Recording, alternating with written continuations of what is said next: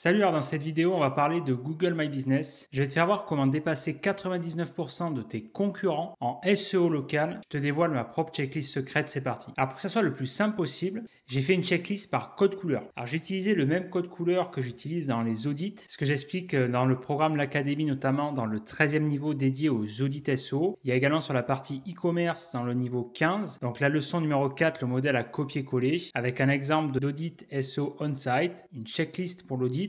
La leçon 5, étude de cas concrète. Et dans les audits SEO que j'utilisais à destination de mes clients, j'utilisais toujours une segmentation par couleur. Donc on a une segmentation claire en 4 niveaux. On a 4 couleurs. Importance haute en rouge, importance moyenne en orange, recommandé en vert et à éviter en noir. Alors pourquoi j'ai fait ce tableau? Parce qu'il y a énormément de bêtises qui sont dites sur les critères d'optimisation en Google My Business et peut-être que tu te reconnais dans ce cas-là. Par exemple, tu gères une fiche Google My Business depuis quelques temps, quelques mois, quelques années ou même plusieurs fiches Google My Business, donc JMB. Tu as peut-être lu des dizaines de vidéos, des centaines, tu as peut-être consommé des centaines de vidéos, lu des centaines de posts sur des forums. Tu as essayé à peu près tout et n'importe quoi, que ce soit sur les forums français, anglophones, des techniques simples, des techniques un petit peu plus alambiquées, avancées, et tu t'aperçois que tu n'arrives toujours pas à ranker dans les premières positions Google en SEO local avec ta fiche JMB. Si tu es dans ce cas-là, c'est normal, c'est que tu n'appliques certainement pas les bonnes méthodes. Donc, importance haute, d'après mon expérience, mes tests et mes résultats, il y en a 4. Alors, cette liste, elle n'est pas exhaustive,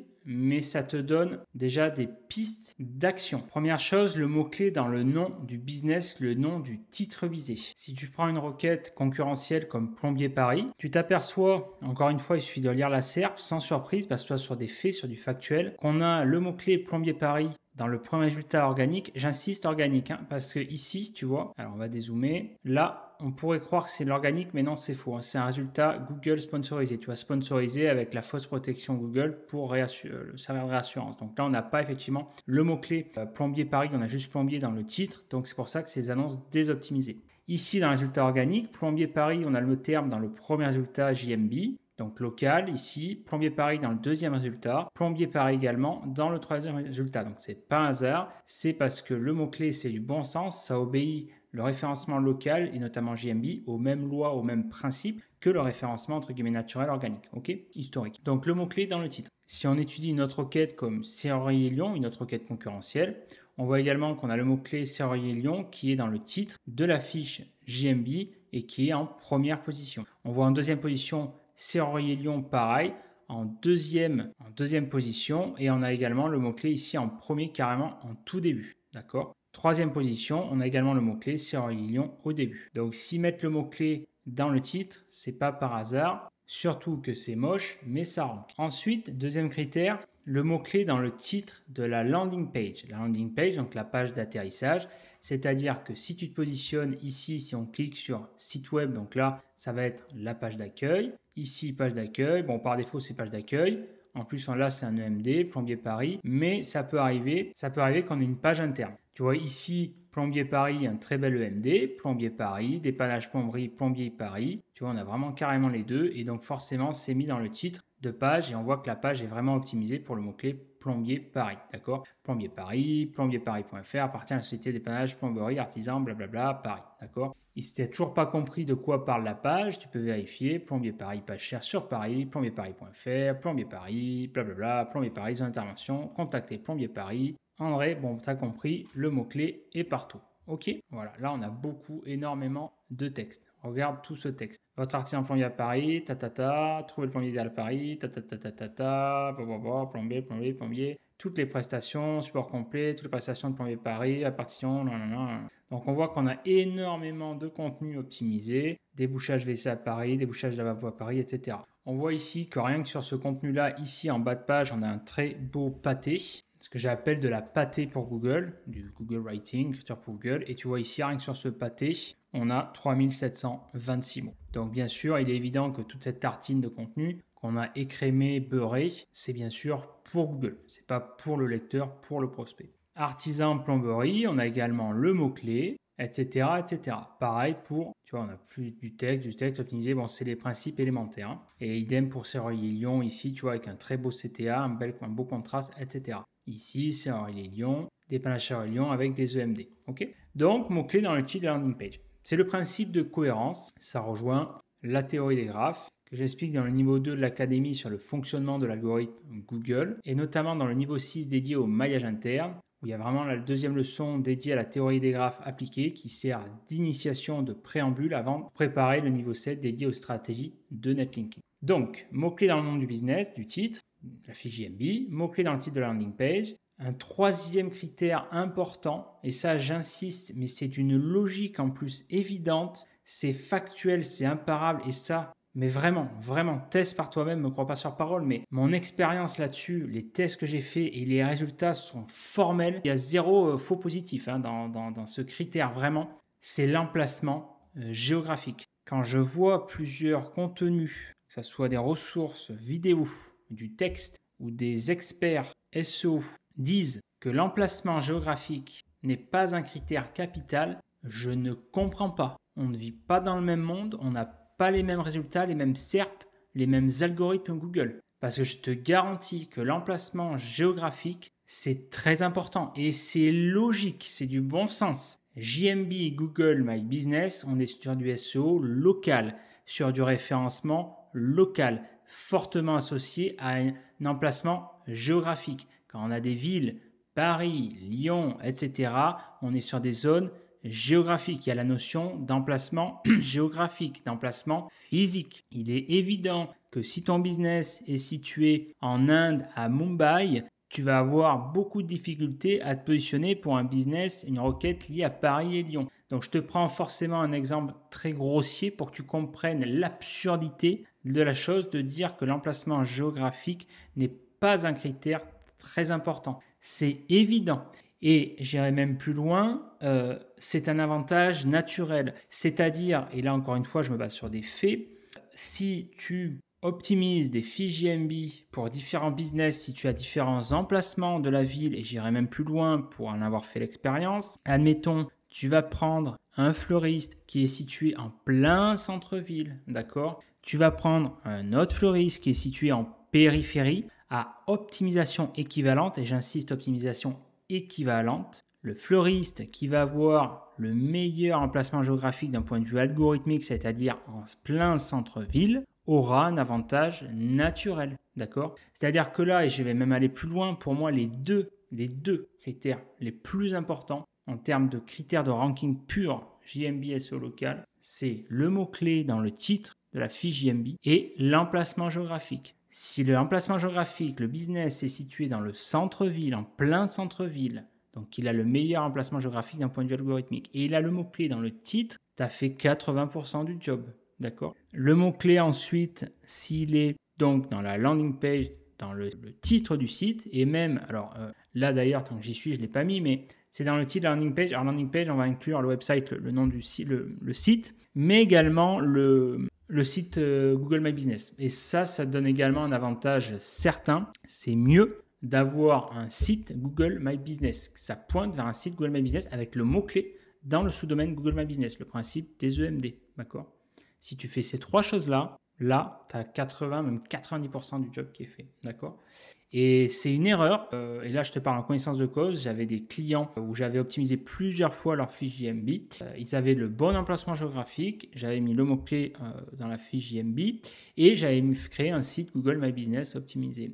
Et le client, bien sûr, a eu la très fâcheuse habitude de désoptimiser et de faire pointer, par exemple, qu'il avait la main dessus, vers son site internet. Donc, il est passé de la première à la deuxième, troisième position, un truc comme ça. Voilà, juste pour donner un exemple vraiment concret. OK ?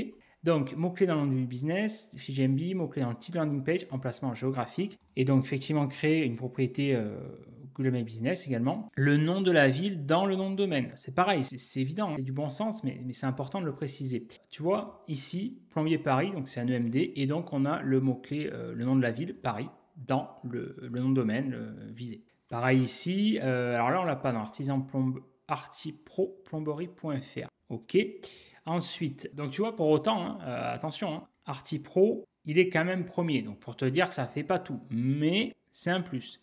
Et d'ailleurs, ça serait intéressant de noter, il est situé où lui, Artipro ? C'est intéressant d'ailleurs de noter ici Artipro, l'emplacement géographique au niveau de la couronne parisienne. Donc première position. L'atelier du plombier Paris, tu vois, on n'est pas du tout dans le même secteur. Il est plus en périphérie. Et l'autre encore plus en périphérie, d'accord? Et comme par hasard, parce que tu pourrais me dire, tu vois, bon, il est quand même en périphérie, tu vois. Mais là où il est situé où? Près du Champ de Mars, de la Tour Eiffel, du musée du Louvre, etc. Les Invalides. Donc le plein centre-ville, vu que c'est la zone touristique, hyper touristique, tu vois. C'est QFD. Donc ça, c'est vraiment critère importance haute. Une fois que tu as fait ces 4 choses-là, tu es bien. Importance moyenne. Donc importance moyenne, ça veut dire quoi? Ça veut dire que ça compte pour le ranking, mais c'est moins important. Alors, encore une fois, ça veut dire quoi? Ça veut dire que ça, c'est pas parce que tu fais ces 4 choses qu'il faut s'arrêter à ça. C'est une histoire de concurrence, encore une fois. Qui peut le plus, peut le moins. C'est-à-dire que si tu es sur un mot-clé pas concurrentiel, tu fais ça, ça suffit. Ça, vraiment, ça peut suffire, vraiment.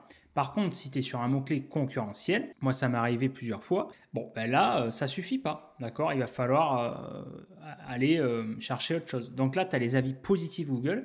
Alors ça notamment, qui avait un très bon exemple à l'époque, c'était sur les requêtes comme Hôtel Paris, très concurrentiel, où là tu avais énormément d'avis positifs Google. Alors j'insiste, positif Google. Ça veut dire quoi?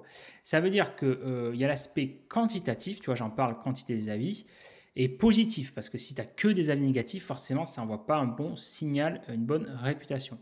Donc, avis positif en quantité et Google. Et j'irai même plus loin, tu as on va dire des degrés d'autorité, des niveaux d'avis, notamment avec les local guides. Tu vois, tu as ceux qui postent un avis qui va être publié par un local guide Google. Va avoir plus de poids dans l'algorithme qu'un avis, un simple avis où le niveau de l'échelle, le niveau d'autorité, il est à zéro. C'est-à-dire que si tu n'es pas local guide, tu es un avis lambda. Et dans le local guide, alors je ne vais pas rentrer dans le détail ici, mais tu as plusieurs niveaux. Si tu te renseignes, local guide, niveau 1, niveau 2, niveau 3, 4, 5, etc. OK ?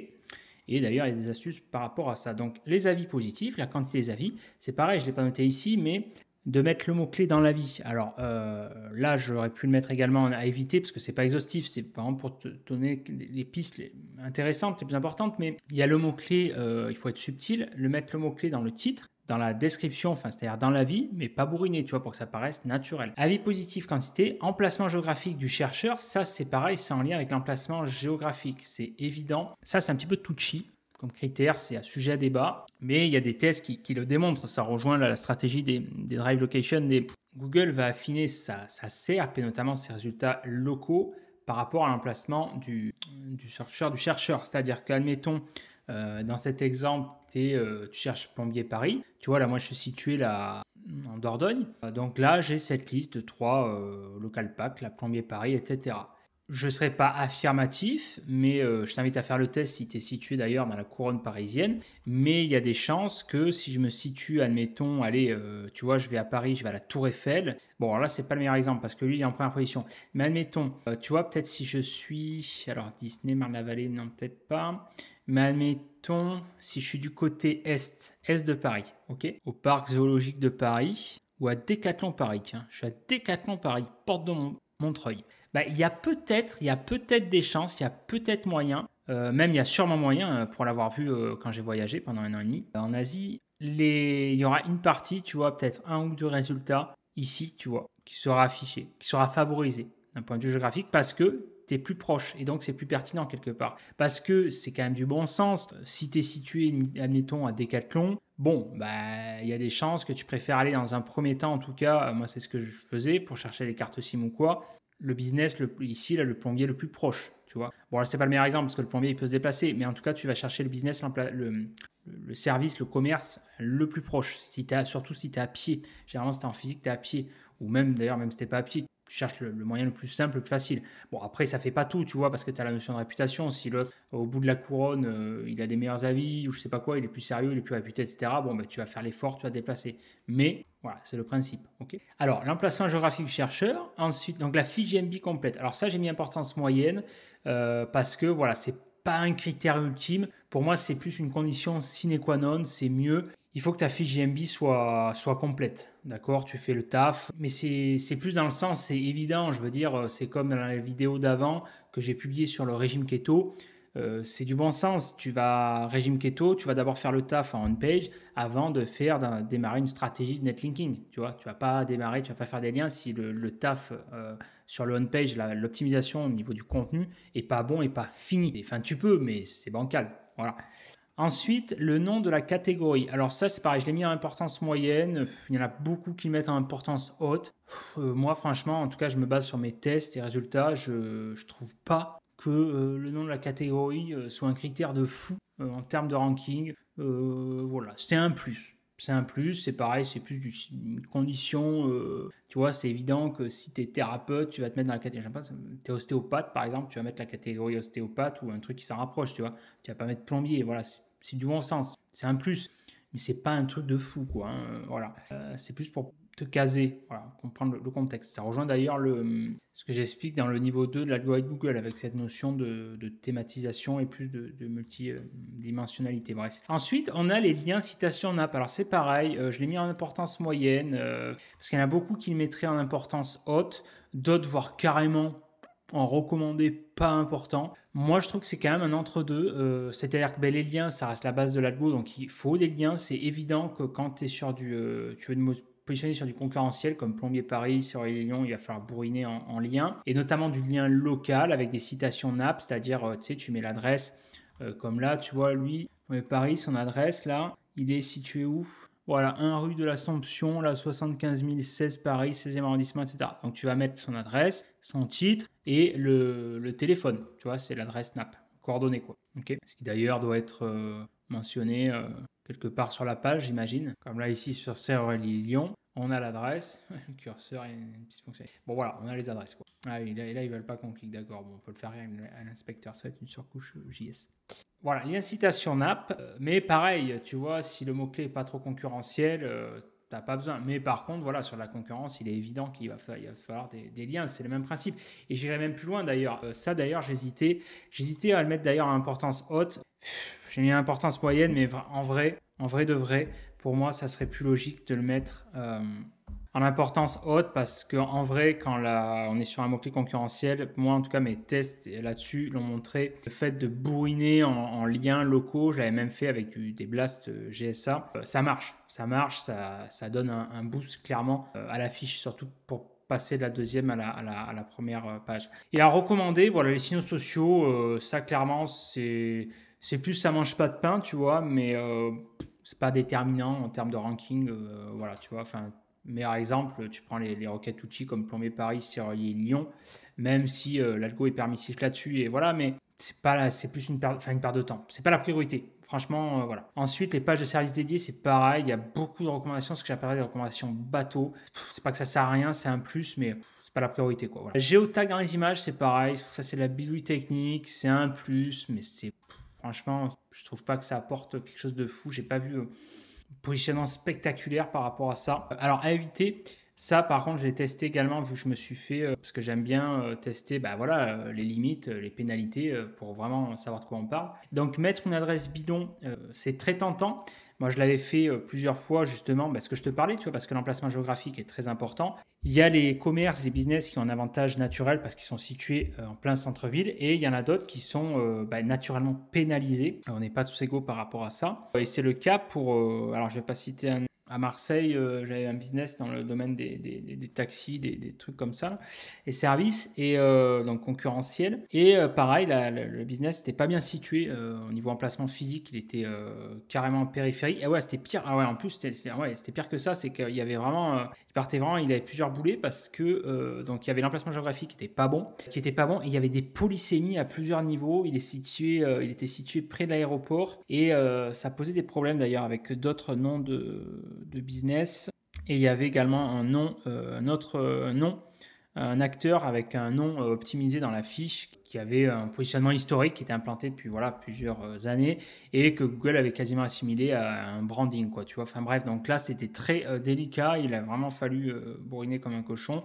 Et bon bref, et j'avais essayé donc de feinter là-dessus en mettant des adresses, une adresse bidon et tout, et ça n'avait pas marché, la fiche d'ailleurs était pénalisée, j'avais même testé avec d'autres et ça marchait pas, j'avais même testé, alors bien sûr il est évident que j'avais testé également avant sur mes propres sites, ça marchait pas, et pire que ça, ça te suspendait la fiche, tu vois. temporairement. Et après, il fallait demander une demande de réexamen, enfin bref, etc. Ce qui marche, enfin, ce qui marche pas. Ça marche, mais c'est risqué. C'est risqué, c'est de spammer le titre GMB, le titre de la fiche, etc. Et ça, tu le vois beaucoup sur des requêtes Tucci, notamment aux États-Unis où c'est très concurrentiel et l'algo est très permissif sur des requêtes comme du law, tout ce qui est avocat, etc. Tout ce qui est en rapport avec la thématique de nettoyage. Ouais, il y a des thématiques comme ça, Los Angeles, Texas, très très bourrin. Voilà, ça marche, mais voilà, c'est vraiment dans des cas précis et c'est quand même risqué, voire très risqué, donc ça à éviter. Moi, ça, j'utilise, je le faisais beaucoup, honnêtement, mais au début, tu vois, on est quoi, en 2024, au moment où je fais cette vidéo, ouais, il y a une dizaine d'années, quoi. Ça marchait fort, ça marchait bien jusqu'en 2000, allez, on va dire 2012, et même en 2012, j'avais commencé à arrêter parce que ça commençait à être déjà plus délicat parce qu'il y a eu la délation, les concurrents jaloux, etc. Mais ça, je m'en servais notamment pour dominer carrément les premiers résultats parce que je ne m'étais pas arrêté à la première position. J'avais fait première, deuxième, troisième position. Enfin bref. Et puis un nom en rallonge pour occuper l'espace. Donc spammer, voilà. Écrire des faux avis. Alors ça, c'est pareil, ça marche bien. Mais c'est à éviter parce que ben voilà, si tu te fais choper, Google t'enlève les avis. Et puis en termes de réputation, c'est pas top non plus, quoi. Voilà. Donc les faux avis. Alors, le risque de suspension de fiche, quand même, là-dessus, est relativement faible, hein. C'est vraiment plus dans l'adresse. L'adresse et le spam, Google est vraiment intransigeant. Parce que, encore une fois, tu vois, l'adresse, comme je t'ai dit, parce que c'est très important. Et pareil, le titre, en fait, tout simplement, hein, Google, il tape là où ça c'est fort. Enfin, là où il y a un impact fort, tout simplement. Ça a un impact fort dans l'algo. Et alors, je finirai là-dessus, faire du NSO, donc du négative SEO, en supprimant les fiches JMB concurrentes de tes concurrents. Donc ça, c'est pas bien, il faut pas le faire, voilà. C'est pas bon, enfin, éviter. C'est-à-dire que c'est un sens, voilà, c'est d'un point de vue éthique, c'est pas top. Moi, honnêtement, je l'ai fait vraiment dans des cas très précis. Je l'ai fait, aller quoi, 2-3 fois max. J'ai fait 2-3 fois.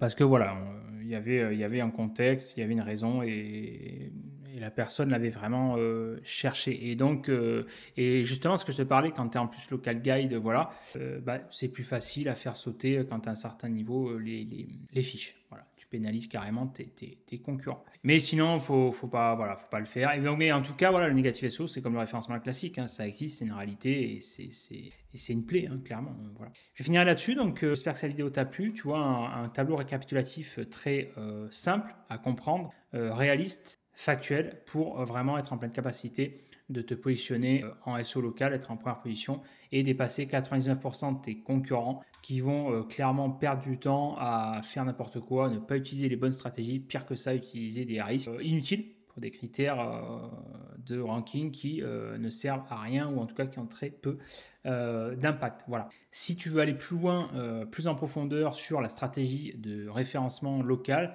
si tu veux savoir comment appliquer une stratégie de SEO local, avec également une dimension de monétisation, je t'invite à te rendre sur le site soformaker.com, tu cliques sur le lien formation dans le menu en haut, tu accèdes à mon catalogue de formation. La formation qui va nous intéresser ici dans cet exemple, c'est la formation sur la monétisation, ici à Rank and Rent SEO, construire un business rentable en 2024. La méthode complète, tu cliques sur voir la formation et tu accèdes aux détails. Alors là, comme son l'indique, c'est axé sur le business model du Rank and Rent, c'est-à-dire vraiment une stratégie de monétisation pour gagner de l'argent avec. Mais la valeur également ajoutée de cette formation, c'est vraiment axé applicatif, factuel, avec un plan d'action détaillé de A à Z. Tu as le niveau 1, le plan d'action complet de A à Z. Là, on met direct les mains dans le cambouis, direct applicatif. Je t'explique ma méthodologie pour vraiment être en pleine capacité, le plus rapidement possible, de dominer les premières positions Google en SEO local, que ce soit avec ton site ou JMB. Le deuxième module, le deuxième niveau, étude de cas concrète. Pareil, des exemples concrets de niches rentables, de mots-clés à aller taper, que la plupart des gens ne pensent pas forcément, surtout en France. Et là, c'est plus à titre bonus des techniques Google My Business que je dévoile également dans l'académie. D'accord ? Si tu veux aller plus loin sur la stratégie de SEO local, je t'invite à regarder la vidéo SEO local, comment créer un site SEO qui rank sur Google, que j'ai publié sur ma chaîne YouTube il y a 1 an. Ici, elle dure 46 minutes, donc 3 quarts d'heure, vraiment beaucoup de valeur. Et tu as également la deuxième vidéo rattachée,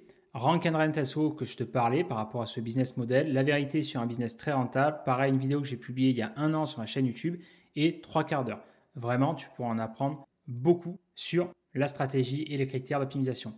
Voilà, j'espère que cette vidéo t'a plu et je te dis à de suite dans la prochaine vidéo. Ciao. Never stop searching, never quench the thirsty. I'm toxic and psychotic, with this logic, you can't stop it. It's been chronic since I was a boy, so neurotic and chaotic. Built to last with the webs on.